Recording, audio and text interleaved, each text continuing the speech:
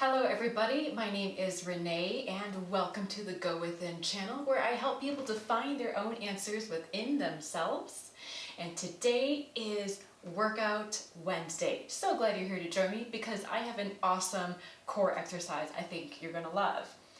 This pose is called boat pose. It's done in yoga, it's done in Pilates, and if you've ever been at a bookstore and seen a book on Pilates or yoga, you may have seen this pose on the cover. So when I get to the pose in just a minute, it might ring a bell. Anyway, this pose is great to add to your repertoire because it works the deeper core muscles, in particular the transverse abdominus. You cannot palpate or touch the transverse abdominus because it is deeper and closer to the spine. It surrounds your middle like a corset and it is so important for giving you good tall posture. Another reason why boat pose is so good is because it doesn't involve any kind of flexion or rotation of the torso. So if you have any issues with osteoporosis in the spine, you've probably been told don't do any kind of abdominal work that involves flexion and rotation. If that's the case, boat pose is a great one to add. In addition, you also want to check out plank pose, and I'll put a link to that below. So to get started on this pose, all that you need is a yoga mat, so please grab that and have that handy. If you don't have your own yoga mat, I will put a bunch of links to mats below the video. So let's go ahead and get started. Okay, so for the purpose of this video, I'm turning to the side so that you can see my form, and I'm going to be turning my head to look at you.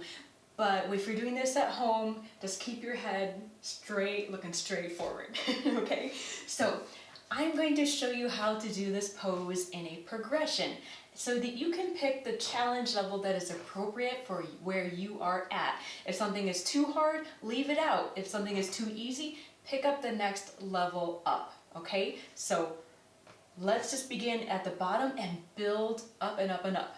Okay, so first thing you want to do is sit with your knees bent and feet on the floor.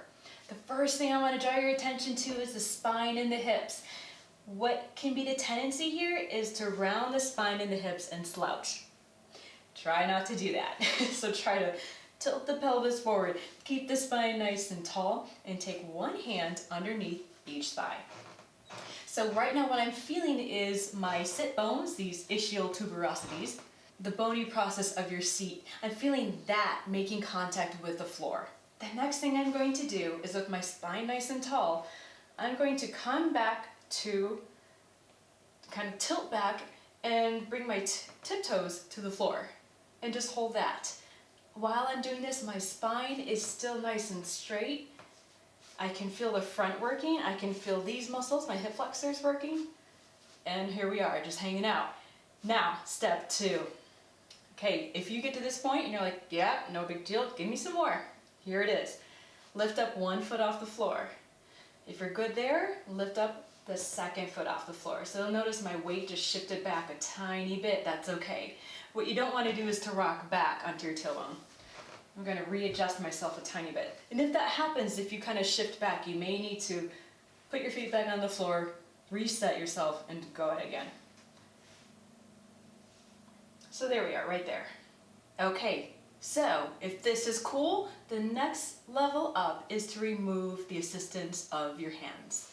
You can have one arm, or you can have 2 arms, up to you. And you're just holding and breathing, and that's it. Hang out and hold. Now, if you want more, I'm going to show you number 3. Again, you can start with the hands on and then take hands off. So here's what that looks like.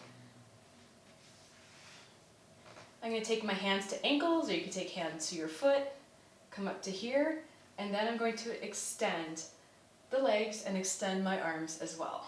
Keep your elbows down, and there you are. And then if you really want to be crazy, you can go to here. Okay, I'm going to bring everything down, and there you are. So as I said, pick a degree of that pose that suits your challenge level right now. Something you can hold for 10, 15, 20, maybe 30 seconds, then rest, then go for 2 more rounds and watch your strength build. So what did you think? How did that feel? Did you feel like you were getting some really good core strengthening there? I hope so. Boat pose is one that I do regularly, and then there are multiple things you can do to make it more and more challenging once your body gets stronger and adapts. So there you have it for today's episode of Workout Wednesday. If you have any questions, please leave it in the comment section for me below. And if there's a topic you would like me to do a video on, please share that as well. Thank you so much for joining me, and I hope you will like, share, subscribe. I'll see you next time.